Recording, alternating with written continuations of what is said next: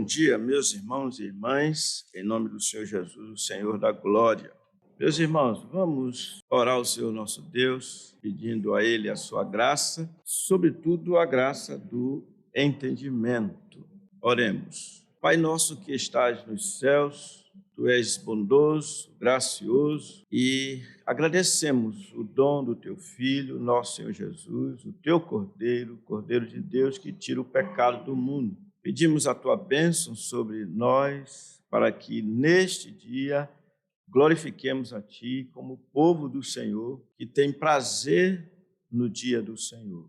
É em nome de nosso Senhor Jesus que oramos, pedindo que nos perdoe os pecados. Amém. Vamos ler, meus irmãos e irmãs, na segunda carta que o apóstolo Paulo escreveu aos Coríntios, no capítulo 8. Mais uma vez, leremos esses versículos de 1 a 9. Quando chegar no versículo 9, peço que os irmãos leiam comigo com toda a força possível.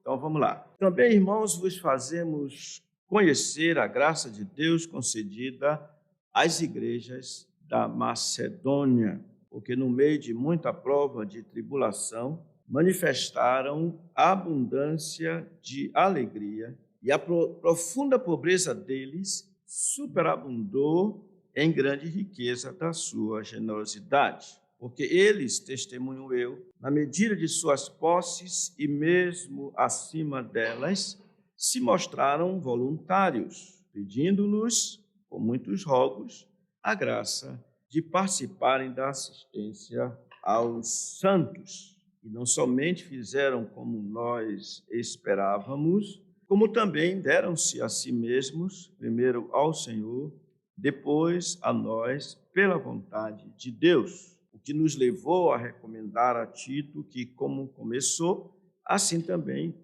complete esta graça entre vós. Como, porém, tudo manifestais superabundância, tanto na fé e na palavra, como no saber, e em todo cuidado, e em nosso amor para convosco, assim também abundeis nesta graça.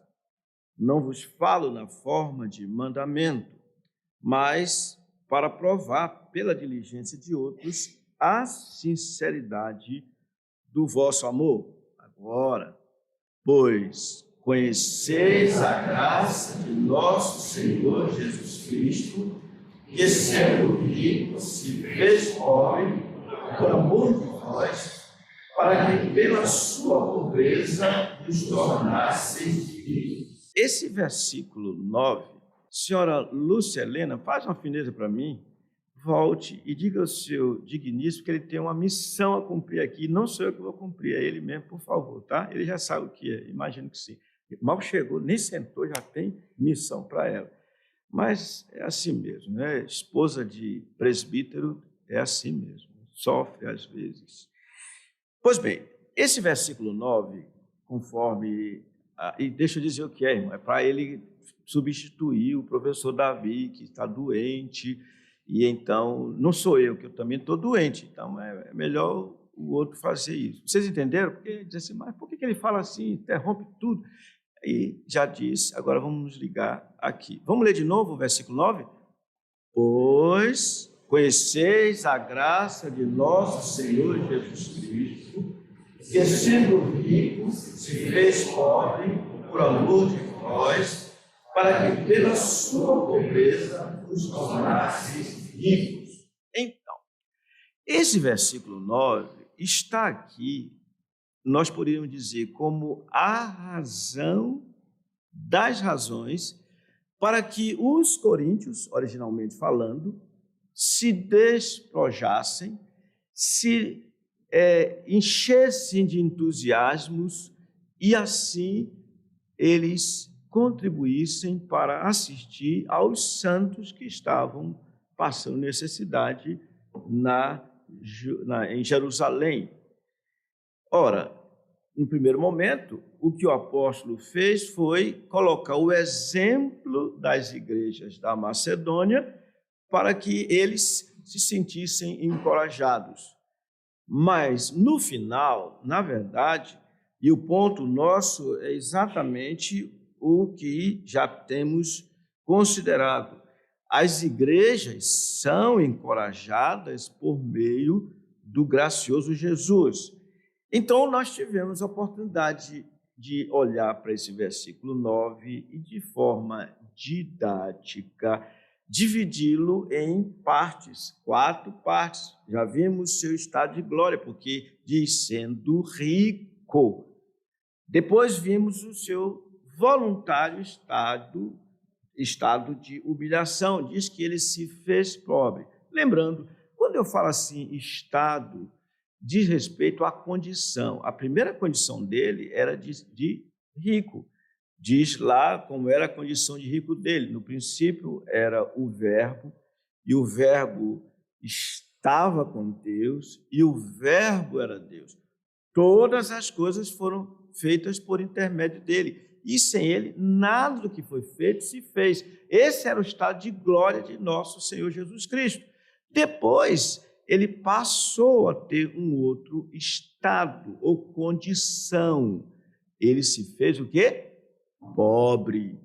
E diz aqui que ele se fez pobre. É o estado de humilhação, porque quando ele tomou a nossa natureza, diz o Verbo se fez carne e habitou entre nós, ele passou a ter uma condição como todos os homens, no sentido de que ele tinha a sua natureza humana igual ao dos demais, só que com um diferencial. Ele se fez a si mesmo pobre, alguém rico, e diz, abro mão de tudo. E isso é o que o apóstolo Paulo falou dessa situação aos Filipenses, quando disse assim, tende em vós o mesmo sentimento ou atitude que também houve em Cristo Jesus, pois ele, subsistindo em forma de Deus, olha aí o verbo, não julgou como usurpação ser igual a Deus, antes a si mesmo se esvaziou, assumindo a forma de servo. Essa era a condição dele no estado de humilhação. E, em terceiro lugar, nós vimos no domingo passado a motivação para a sua voluntária humilhação. Ou seja, foi a motivação dele? Não está aí não? Eu não quero nem olhar. Está assim. Por amor de vós. Ou seja, tudo isso, ele deixou a sua glória por amor. E quando nós estivemos vendo essa questão, a motivação para a sua voluntária humilhação, por amor de vós, e começamos, considerando isso no domingo passado, fazendo uma pergunta: que amor é esse? E para responder a essa pergunta, nós ouvimos, esse amor não é egoísta. E podemos ver a descrição desse amor, fizemos isso, em 1 Coríntios, capítulo 13, quando ele diz algo relacionado com o amor do Senhor Jesus, quando diz o amor é paciente, é benigno, o amor não arde em ciúme, não se ufana, é benigno, o amor não arde em ciúmes, não se ufana, não se ensoberbece, não se conduz inconvenientemente, não procura os seus interesses e assim por diante. E foi o que ele fez por amor de vós. Então, nós definimos o amor em 1 Coríntios 13. Se alguém quiser saber como é que eu devo agir, haja por amor. E onde é que eu vejo características deste amor? Não tem melhor lugar do que esse 1 Coríntios, capítulo 13. E, se quiser um resumo desse amor, olhemos para a cruz. Na cruz, ele, de fato, demonstrou o seu amor por sua igreja. a si mesmo se entregou por ela, em favor dela, em benefício dela. Isso é amor. E então, foi com e por esse amor, na verdade, que nosso Senhor Jesus se fez pobre. Tem uma pergunta a mais a fazer sobre essa questão essa motivação dele, uma motivação para a sua voluntária humilhação, por amor de vós. Respondemos já que amor é esse. Lembre-se bem, 1 Coríntios capítulo 13 nos responde. Mas tem uma outra pergunta. Essa é a pergunta, quando ele amou aos crentes de Corinto e todos os demais crentes? Quando? Agora nós vamos estacionar nessa pergunta. Vocês entenderam o que a gente fez? Porque no domingo passado não estava assim bonitinho assim, mas hoje eu resolvi dizer, bem, para poder as pessoas saberem onde é que nós estamos, isso é o que eu chamo de didática, você ser o mais simples possível, para que os ouvintes possam captar, ter a ideia, saber o que está se fazendo e não ficar boiando, voando por aí. Tudo bem? Qual é a pergunta que nós queremos resposta? Quando ele amou. Ele amou, ou ele os amou, desde a eternidade. Não dá para entender. Meu pai podia ter me amado e me amou quando eu estava no ventre materno, mesmo não conhecendo, mas ele amou. Eu me lembro que a nossa primeira filha, especialmente, a segunda também, mas vou falar da primeira filha, que é a mais velha. A segunda está só querendo saber o que eu vou dizer. Eu amei você também, tudo bem. Eu lembro que até música eu fiz para ela. Na verdade, fiz para a esposa, mas por causa dela. Fiz música. E se quiser alguém que tiver ter filho, eu posso dar a letra e modifica alguma coisa, depois faz. Mas é interessante que eu não a conhecia, mas eu já amava. Irmãos, desde a eternidade, ele nos amou. Ora, você vai dizer, amar a criança que está no ventre materno é algo que se entende. Mas se a gente entender que é possível amar a quem nunca viu estando no ventre materno, ele nos amou quando nós não existíamos, não havia progresso. Não foi o caso assim dizer que a minha esposa sentia algumas coisas, e essas coisas que ela sentia eram indicativos de que a criança está ali no ventre. Vocês estão entendendo o que eu estou falando? Estou pegando uma ilustração. A dona Érica sabe o que é isso, inclusive já está aparecendo a barriguinha, né, dona Érica? Aí sabe, Daniel, o que é que você diz para... Como é uma menina, é? Mas não vai trocar, chama menino quando é menina, ou menina quando é menino. Não vai... Neutro, tá, Daniel? Mas você fica curtindo, não fica? E o que é que você diz? A gente quer saber da sua vida agora. Diz logo, Daniel, que o tempo está passando. Você não diz nada, não? Só pega na barriga dela e diz assim, bebê, querido, querida. Tudo bem. Mas vejam que há uma interação porque alguns elementos dizem que tem uma criança no ventre materno da senhora Érica. Já enjoou, dona Érica? Até dele também? Dele também? Não enjoei, mano. Para esse negócio de se enjoar do marido. Mas é interessante que são elementos que mostram que há uma criança. Mas vocês venham comigo.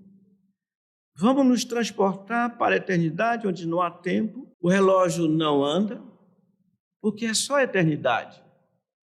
Mas foi lá, na eternidade, quando ele nos amou. Irmãos, o que foi dito a Jeremias é interessante. No capítulo 31, versículo 3, é dito assim, o Senhor falando, ou a Jeremias falando o que aconteceu com ele. De longe se me deixou ver o Senhor dizendo, com amor eterno, eu te amei. Por isso, com benignidade te atraí. Irmãos, sabemos o que é isso. Pensar nisso. Meu Deus, que amor! Abram suas Bíblias na segunda carta a Timóteo. Olha, aos que estão anotando, eu falei Jeremias 31, versículo 3. Agora, segunda carta de Timóteo, capítulo 1, versículo 8. 2 Timóteo, capítulo 1, versículo 8. O apóstolo Paulo, falando a Timóteo, disse o seguinte: não te envergonhes, portanto, do testemunho de nosso Senhor, nem do seu encarcerado que sou eu. Pelo contrário, participa comigo dos sofrimentos a favor do Evangelho, segundo o poder de Deus. E então ele fala que nos salvou e nos chamou com santa vocação, não segundo as nossas obras, mas conforme a sua própria determinação e graça, que nos foi dada em Cristo Jesus. Quando, irmãos? Antes dos tempos eternos. Interessante, antes dos tempos eternos.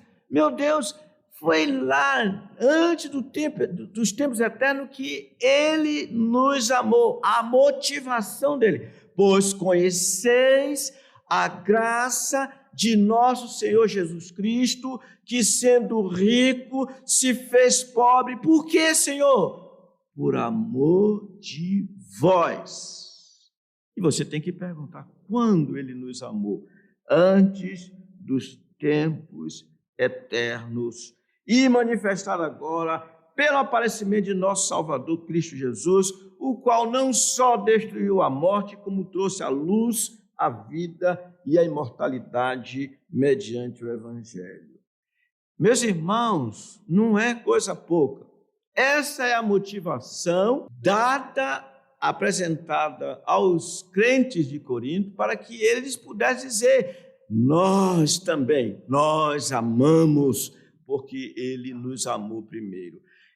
Nessa mesma linha de raciocínio do amor eterno, nós nos deparamos com Romanos, capítulo 8, versículo 28, quando assim disse o apóstolo Paulo aos crentes de Roma: sabemos que todas as coisas cooperam para o bem daqueles que amam a Deus, daqueles que são chamados segundo o seu propósito.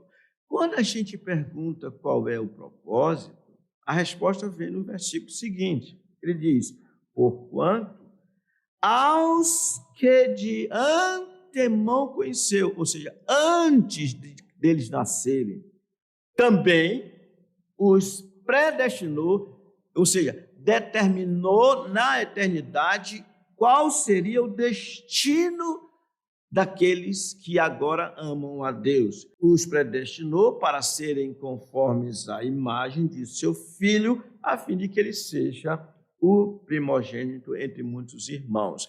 Vejam, quando foi que houve isso?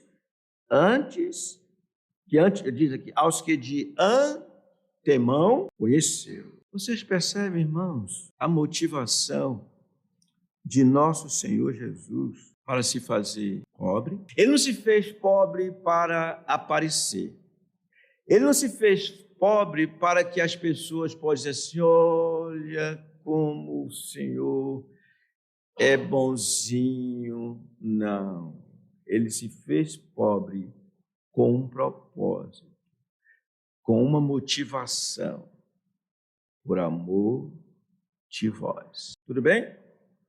Alguma dúvida? Tem alguma pergunta? Senão vamos passar para o último aspecto relacionado com o Senhor Jesus sendo o motivador das igrejas. Eu fico olhando para vocês olham para mim, mas não perguntam nada. Tudo bem. Então vejamos o último ponto. o propósito da sua humilhação. Vocês percebem bem, do ponto de vista prático, nós vimos a sua condição de glória, vimos a sua condição de humilhação, e acabamos de ver a motivação para ele se fazer pobre, e agora o propósito. Qual o propósito da sua humilhação?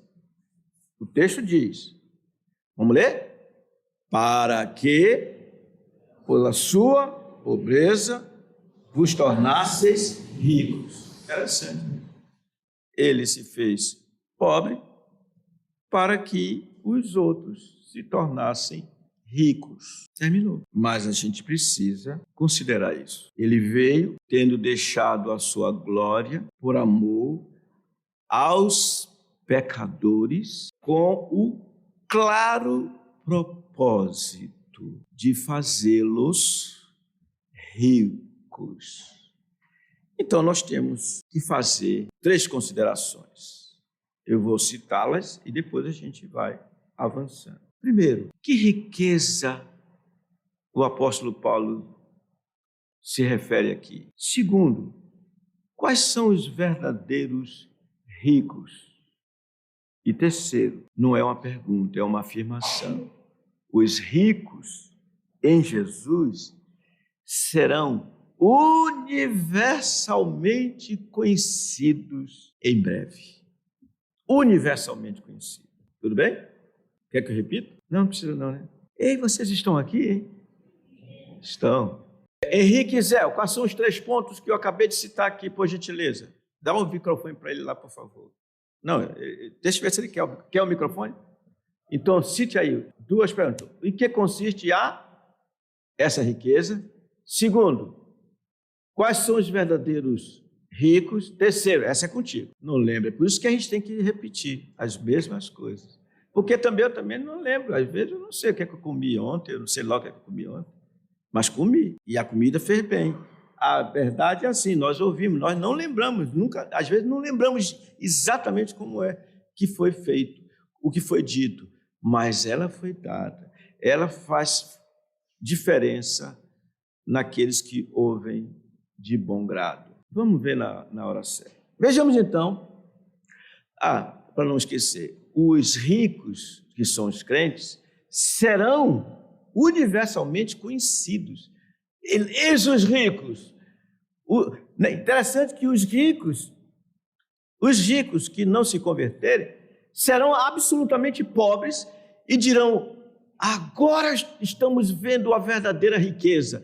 Eis os ricos. Lázaro pedia sentado postado na minha porta, ele colocado na minha porta, ele pedia, eu não dava nada para ele, agora está Lázaro é o rico, que miserável sou eu. Vai ser um dia difícil, irmãos. Todo mundo vai ver os ricos. Vocês estão desejosos de chegar lá? Que riqueza teremos? Puxa, até eu me emocionei agora. Quase eu não terminei, ela estava lá. Primeiramente, é bom que nós digamos o seguinte: não é a riqueza passageira que nós conhecemos. Por isso, nosso Senhor Jesus disse assim: não acumuleis para vós outros tesouros sobre a terra, onde a traça e a ferrugem corroem e onde ladrões escavam e roubam. Meus irmãos, toda a riqueza desse mundo, o que é palpável, bens, terrenos, moedas, a mais forte moeda possível, tudo isso é passageiro. E tudo isso se esvai. É triste que a gente fique correndo atrás dessas coisas. É muito triste. Não é essa riqueza, hein? Então ele se fez pobre para eu ser rico. Alguns fazem isso.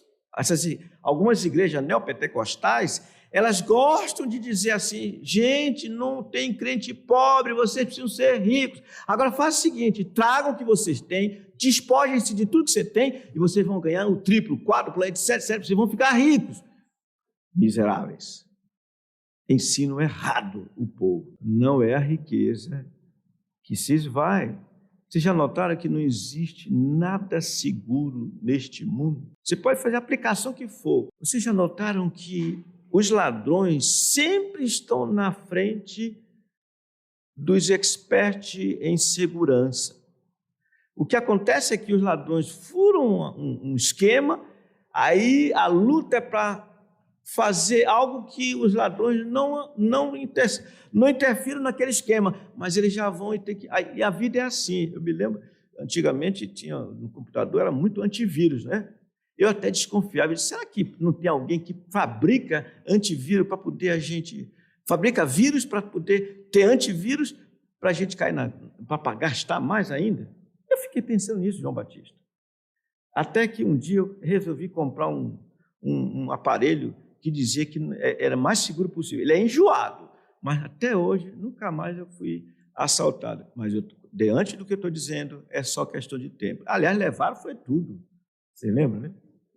Levaram tudo. Levaram o nosso computador. Não é essa a riqueza. Está tudo bem aí? Outra coisa, é a riqueza guardada, de modo que não há quem possa ter acesso a ela de forma inadequada.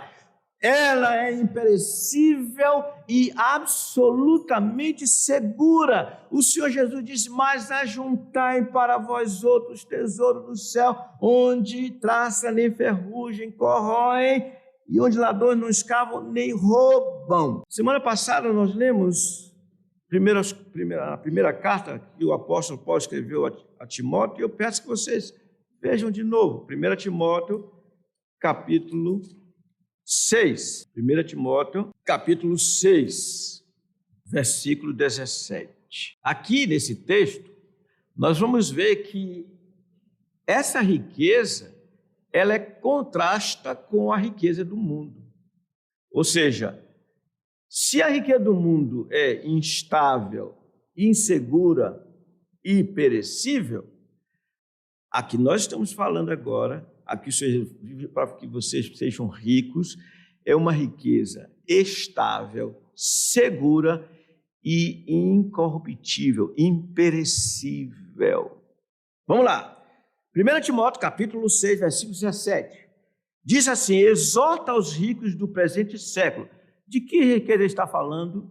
Da segura ou a perecível? Eu vou perguntar de novo, irmãos. Que riqueza é que ele está falando? Da riqueza segura ou a perecível? Perecível. Vamos prestar atenção, então. Exorta aos ricos do presente século que não sejam orgulhosos, nem depositem a sua esperança olha a insegurança, instabilidade da riqueza, mas depositem a sua esperança em Deus, que tudo nos proporciona ricamente para nosso aprazimento.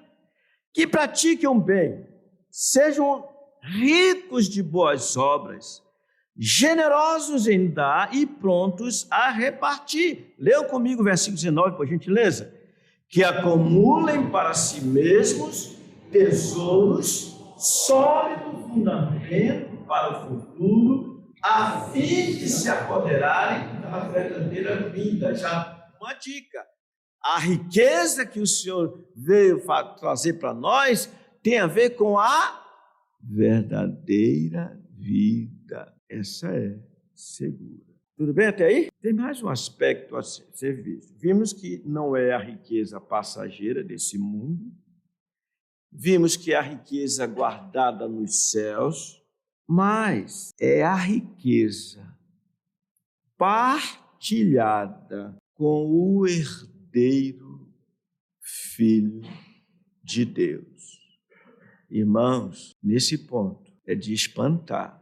Se vocês abrirem suas Bíblias em Efésios capítulo 3 e acompanhar a leitura, Efésios capítulo 3, acompanhando a leitura dos versículos 4 a 6, é-nos dito aqui, pelo que quando ledes, o apóstolo está falando que o Senhor revelou o mistério que estava oculto, o mistério de respeito à salvação dos gentios, dos não-judeus, fazendo-os da família de Deus.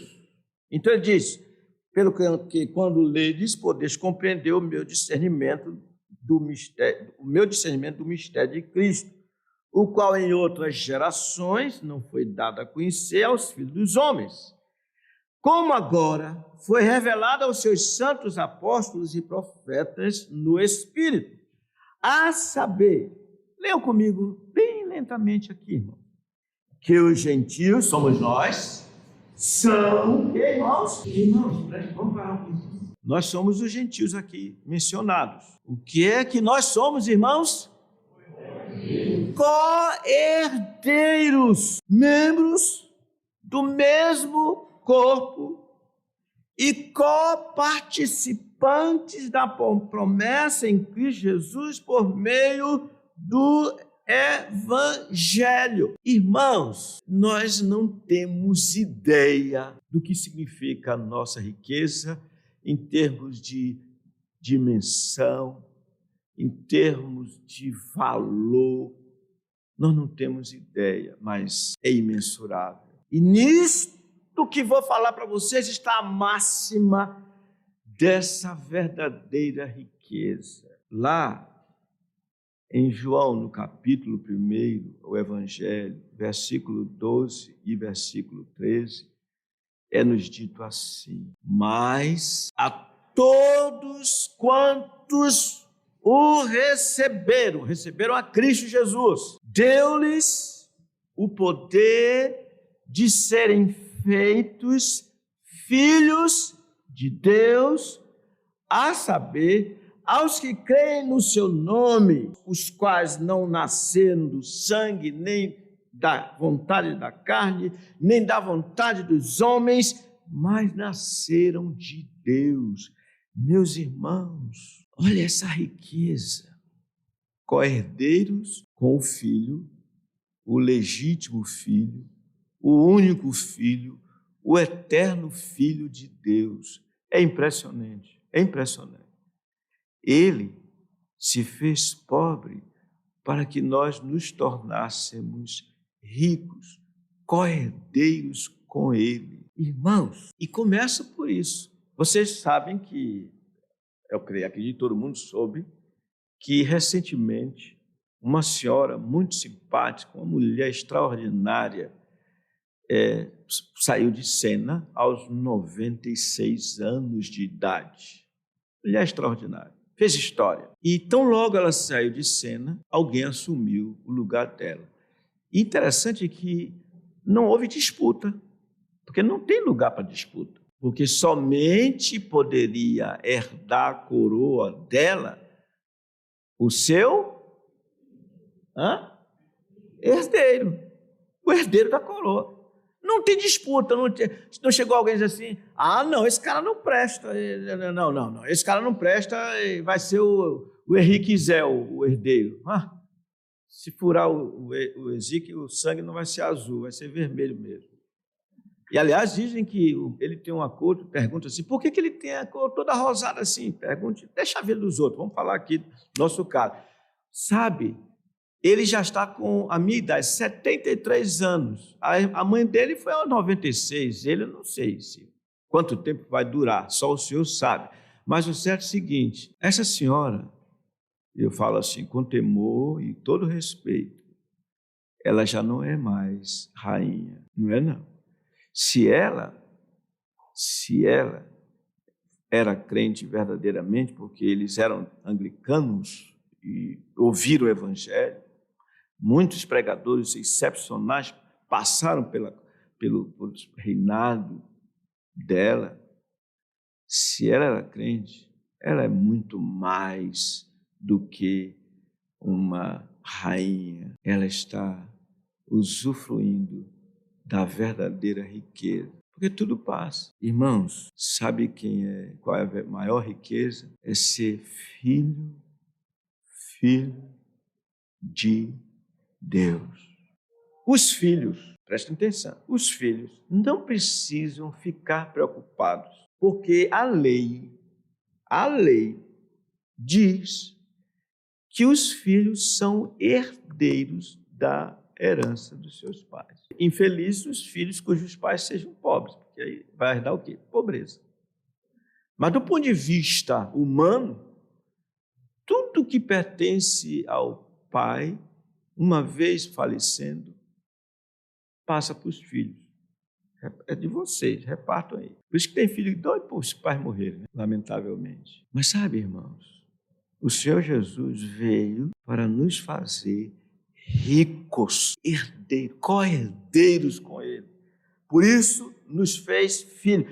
É por essa razão que o apóstolo João, ele, no êxtase, irmãos, se vocês forem abrindo a sua Bíblia, enquanto eu não vou começar a falar, lá em 1 João, no capítulo 3, ele chama a atenção de todos com uma expressão verde. 1 João, capítulo 3, e diz algo que deveríamos tomar para nós e com toda alegria, com todo entusiasmo, com a confiança de que o Senhor nos fez assim, ricos, herdeiros, co-herdeiros com Cristo. Veja o que diz. Ele diz assim, no versículo 1,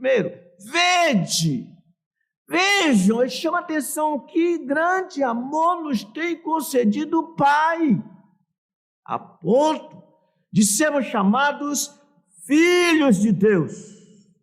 Ele então diz, e de fato somos filhos de Deus.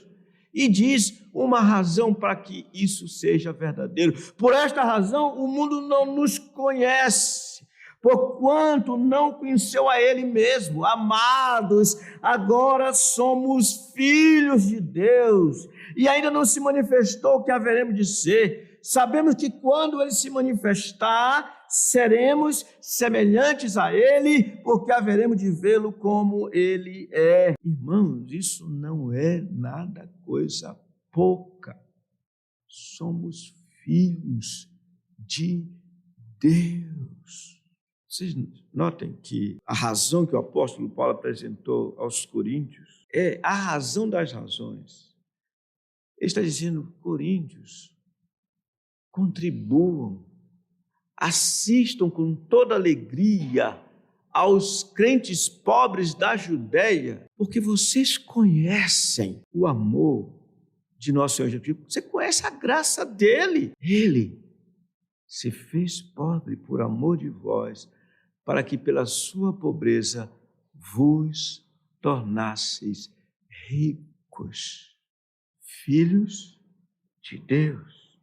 Além disso, irmãos, e associado a isto, essa riqueza consiste em sermos filhos, pertencentes à família de Deus e termos perfeita comunhão com o Filho de Deus, de modo que, eu vou citar 3 coisas, irmãos, 3 coisas.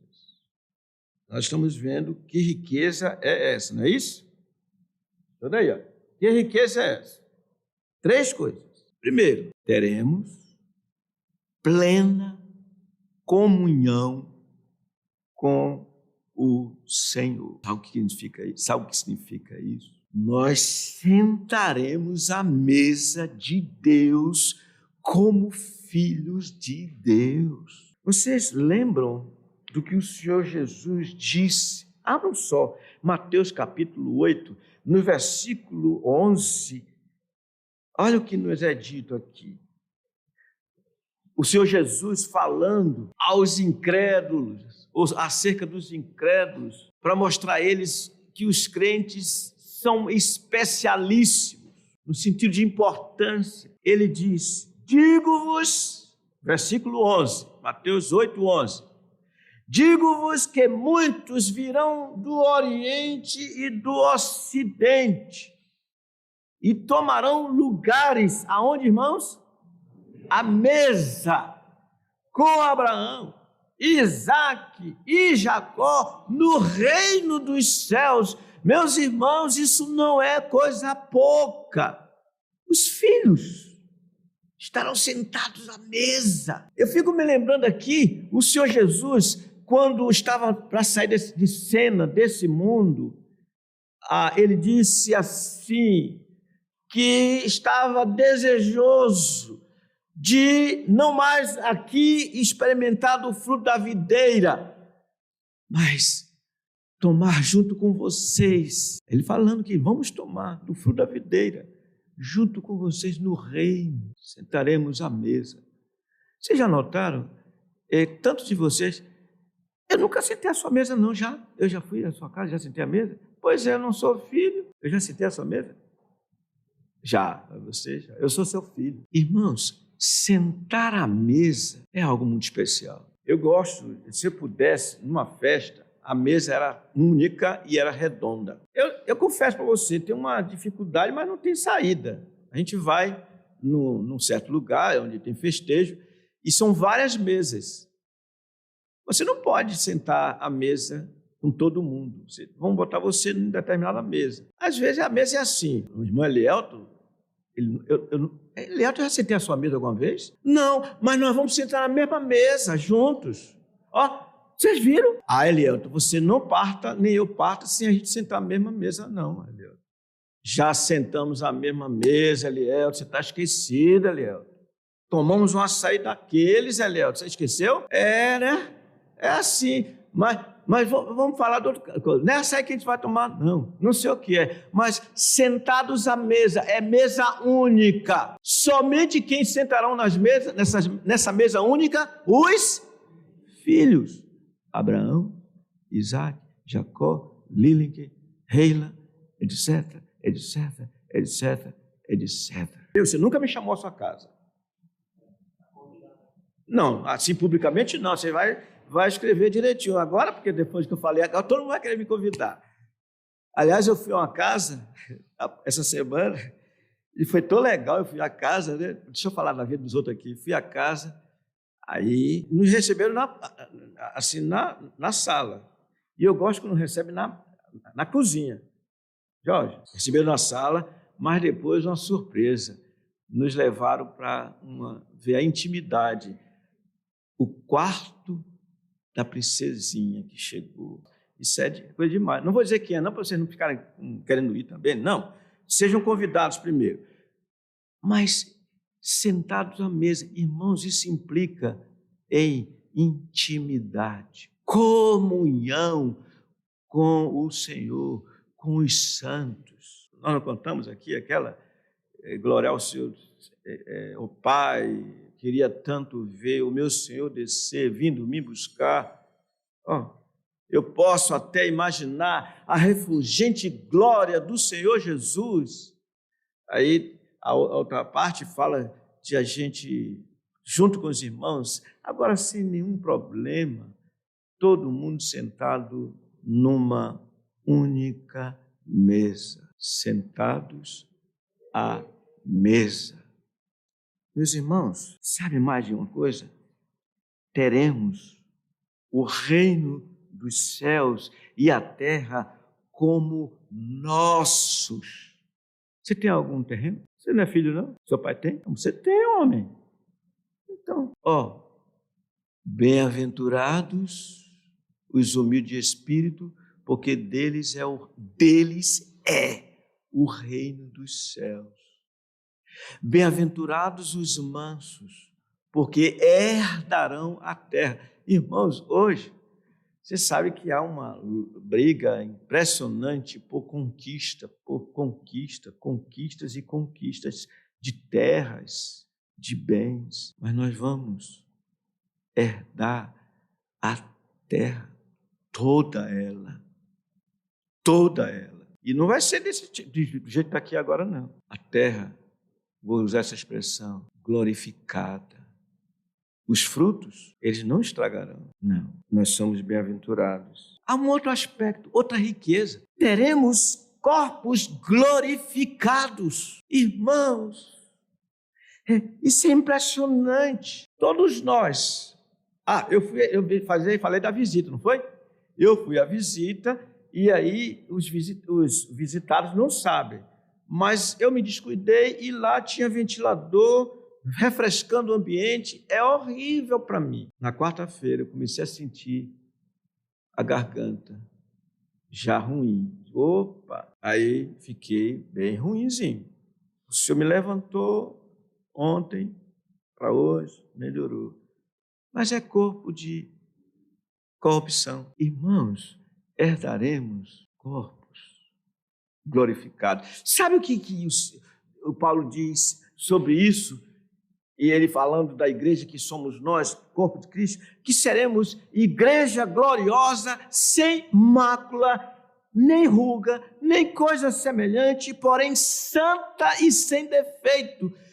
Irmãos, hoje as irmãs vivem tentando driblar o indriblável.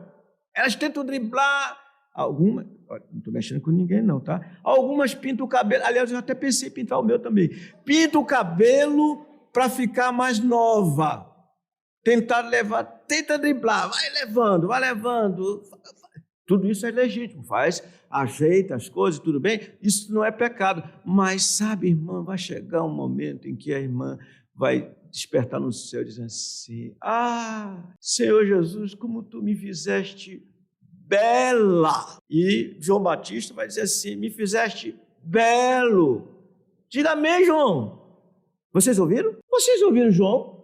Você ouviu João, irmão do João? Irmãos, por isso o apóstolo Paulo disse que devemos ser imitadores dele e dos que andam segundo o modelo que há neles. Ele diz: pois a nossa pátria está nos céus, de onde também aguardamos o Salvador, o Senhor Jesus Cristo, o qual transformará o corpo, esse nosso corpo de humilhação, para ser igual ao corpo da sua glória. Sabe o que quer dizer isso? Vocês lembram? Quando o nosso Senhor Jesus Cristo ressuscitou, seus 11 apóstolos estavam amedrontados, entristecidos, e ele apareceu no meio deles e disse: graça vos seja dada. Ele passou pela parede lá com o corpo, ele chegou com o corpo dele, chegou lá com a parede. Vocês já pensaram o que é isso? Corpo glorificado. Ele fará isso segundo a eficácia do poder que ele tem de até subordinar a si todas as coisas. Vocês estão percebendo alguns elementos que eu estou trazendo que mostram a nossa riqueza? É pouca coisa, irmãos? Não. Pedro, descrevendo essa riqueza, ele disse que ele ressuscitou, Deus o ressuscitou dentre os mortos, segundo o seu poder, nos dando a viva esperança de uma herança imaculada, inacessível, reservada nos céus para vós outros, que sois guardados pelo poder de Deus. Hoje a gente passa por dificuldades, necessidades, adoecemos. Tudo isso mostra o efeito do pecado, mas chegará o dia, irmãos, em que nós usufruiremos dessa verdadeira riqueza. Não vou terminar porque não dá, mas quero dizer que a gente vai continuar vendo. Passe aí quais são os verdadeiros ricos e vamos falar que os ricos, terceiro, serão universalmente conhecidos em breve. Quando Cristo, que é a nossa vida, se manifestar, também seremos manifestados com Ele. Sabe como? Em glória. Sim, haverá glória sem par junto a Jesus, glória sem fim. Oh, quando contemplar, glória das glórias será com Jesus. Vamos, irmãos, orar ao Senhor enquanto eles se aproximam. Vamos adorar o Senhor, que é santo neste momento. Pai Celeste, dá-nos a graça, Senhor, de vivermos à luz dessa viva esperança. Gratos porque o Senhor, sendo rico, se fez pobre, para que, pela sua pobreza, nos tornássemos ricos. Senhor, não nos deixe esquecer essas coisas. Perdoa os nossos pecados quando os nossos olhos se voltam para as coisas desse mundo, esquecendo das coisas lá do alto, onde o seu teu filho vive e que em breve estará vindo nos buscar. Perdoa-nos, nós te pedimos em nome de nosso Senhor Jesus. Amém.